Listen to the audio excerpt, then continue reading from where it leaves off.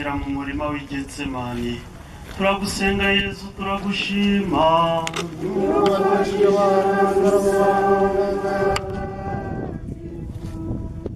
Nuko Yesu ajyana na bene Zebedeyi bombi ahantu hitwa Getsemani, maze atangira kugira agahinda n'ishavu.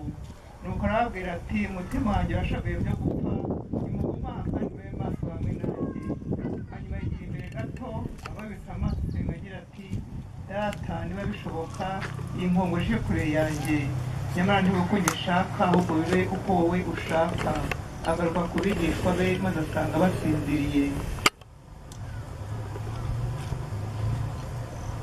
Iyi ntera turazirikana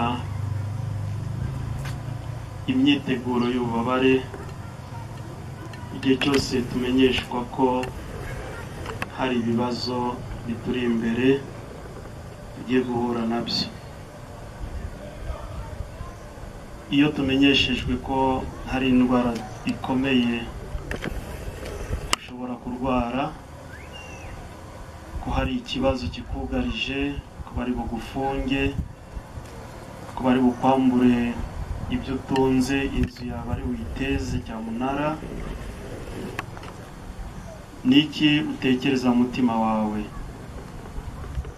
Dusaba ingabire yo kwiyunga n'Imana, kuko akenshi iyo duhuye n'ibibazo nk'ibi ducira Imana urubanza, tukavuga kuki yemeye ko ibyo ngibyo bitubaho, tukavuga menshi kuki abandi wabarinze cyangwa wabahaye iki n'iki, ariko twebwe ukaba udutereranye. Mana yanjye, icyatumye untererana n'iki? Buri wese agizirikana umutima we igihe cyose yaciriye Imana urubanza, maze dusabe imbabazi, twemere ko ugushaka kw'Imana gukorwa mu buzima bwacu, kandi tuniyemeze ko igihe cyose tuzajya twicisha bugufi tukareka Imana ikaba Imana igakora icyo ishaka. Dusabe. Yezu wababaye cyane, girira agahinda n'ishavu wagize mu murima wa Getsemani, maze uduhe ingabire yo kwiyunga n'Imana, twibwira ko yadutereranye mu bibazo byacu. Dore gukurikiza urugero rwawe mu gusabira no kubabarira bagenzi bacu badutereranye mu magorwa twahuye nayo. Turinde kwiheba kabone nubwo twaba mu magorwa akabije, ahubwo duharanire gukora ugushaka kwawe ubu n'iteka ryose. Dawe uri mu ijoro, icyo ushaka gikorwe munsi nk'uko gikorwa mu ijuru.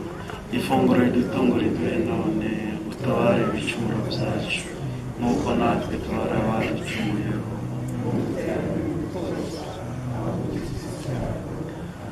Nyagasani utubabarire.